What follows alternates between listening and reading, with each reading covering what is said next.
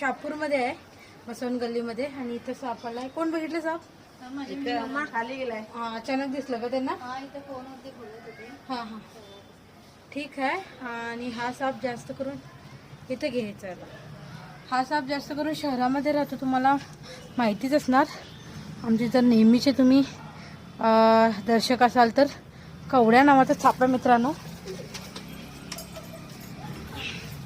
अतिशय रागीट, बघू शकता केवढ्यात त्यांना जंप घडला.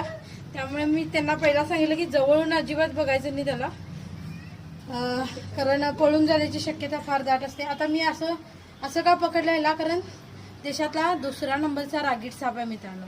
फार चावतोय, पण थोडासा शांत वाटायलाय. चेकड किलबॅक नंतर जर कोणाचा नंबर लागेल तर ह्या सापाचा. अतिशय जास्त चावऱ्या साप सुद्धा म्हणतो आम्ही याला.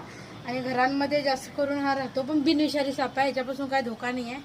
जुन्या घरांमध्ये किंवा आता ह्यानी RCC बांधलेलं आहे घर, बट भिंतीमध्ये किंवा गॅप्समध्ये, बाथरूम, किचन अशा ठिकाणी हा साप जास्त प्रमाणात आढळतो. कवड्या बिनविषारी साप आहे, याच्यापासून काही धोका नाही आहे.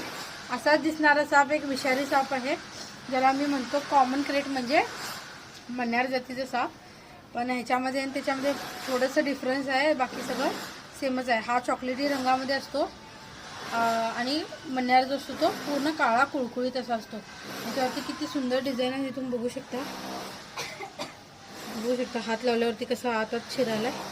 त्याच्या मानेकडे असं पांढरा पट्टा असतोय, बेडकाप्रमाणे त्याचं चपटं असं तोंड असतंय.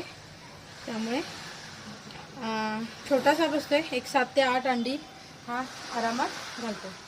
ठीक आहे, धन्यवाद. व्हिडिओ आवडल्यास लाईक करा, शेअर करा, कमेंट करा.